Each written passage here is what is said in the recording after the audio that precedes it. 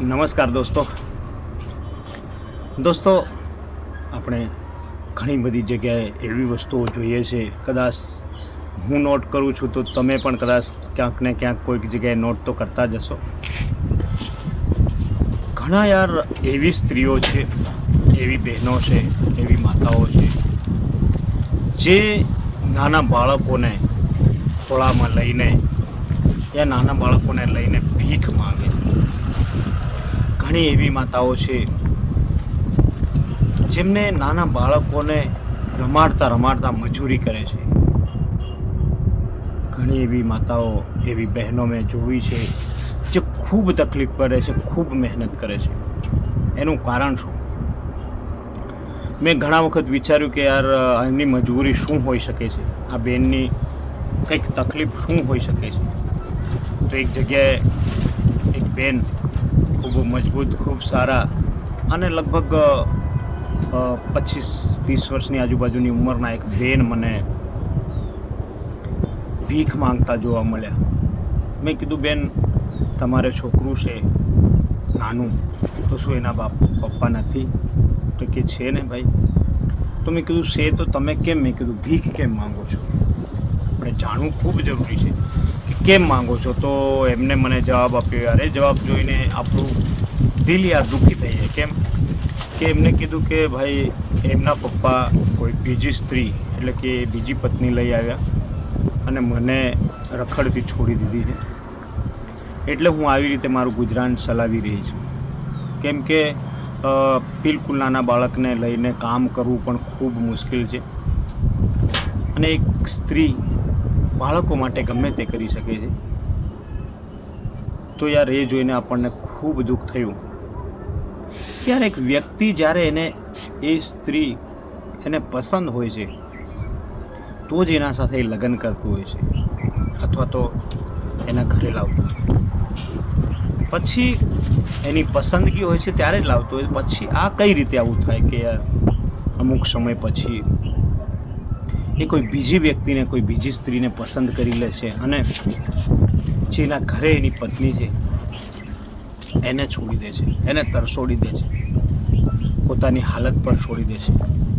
હા, કદાચ મિસઅન્ડરસ્ટેન્ડિંગ, ખરેખર તમારી પત્ની હોય તો ના લેવું જોઈએ, કોઈ બીજી સ્ત્રીનું મન દુઃખી ના કરવું જોઈએ અથવા તો એને રખડતી ના છોડવી જોઈએ. અને કદાચ બાય ચાન્સ લઈ આવ્યા તો સાથે સાથે એનું પણ ધ્યાન રાખવું જોઈએ, એને પણ સારી રીતે ઘરે રાખવું જોઈએ.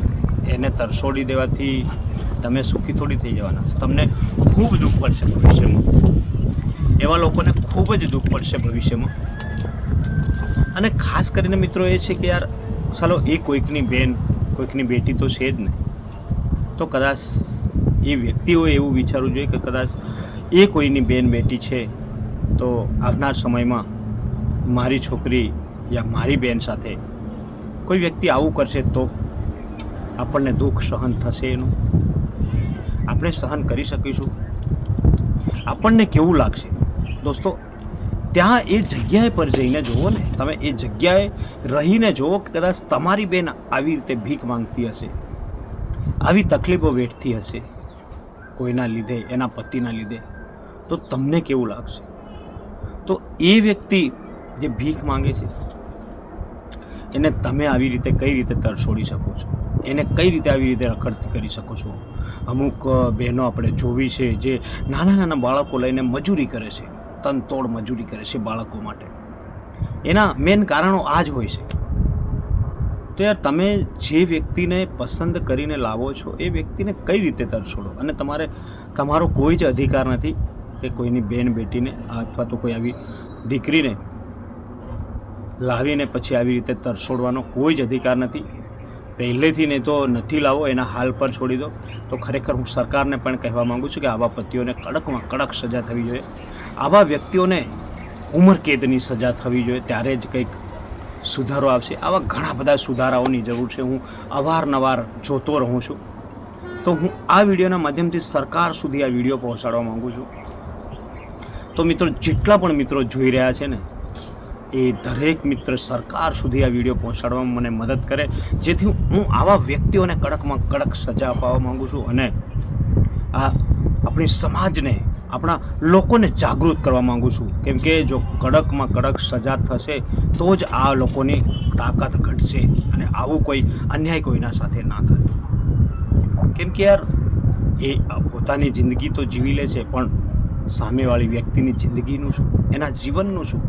જીવન એને પણ એકવાર મળ્યું છે, એના પણ મોજ શોખ, એના પણ ઘણા બધા ડ્રીમ્સ હોય છે. તો આપણો કોઈ જ અધિકાર નથી. અને હું તો આગેવાન વડીલો અને દરેક લોકોને કહેવા માગું છું કે તમે સાથ સહકાર આપો અને આવા વ્યક્તિઓને કડકમાં કડક સજા કરાવો મિત્રો, જેથી આ મારો વિડીયો વધુમાં વધુ શેર કરો અને પોલીસ તંત્ર સુધી પણ પહોંચાડો અને સરકાર સુધી, ખાસ સરકાર સુધી આ વિડીયો પહોંચાડવો ખૂબ જ જરૂરી છે, જેથી સરકાર કંઈક મહત્ત્વના નિર્ણયો લઈ લે. આ વિડીયો જોઈને કદાચ એમને સમજ ના પડતી હોય તો મિત્રો, આપણે દુઃખ લોકોનું યાર આવું જોઈએ છે ત્યારે આપણને પણ ખૂબ દુઃખ થાય છે, આપણી આંખો ભરાઈ આવે છે. કદાચ આપણા ઘરના, આપણી બેન, આપણી બેટી સાથે કોઈ આવું કરે તો, આમ કરીને તો એ લોકોને કેમ સમજ નથી પડતી? શું એ વ્યક્તિઓ નથી? એમને કેમ સમજ નથી પડતી? એટલે એમને સમજાવવા ખૂબ જ જરૂરી છે મિત્રો, જેથી વધુમાં વધુ મારો આ વિડીયો શેર કરજો દોસ્તો. Bye bye.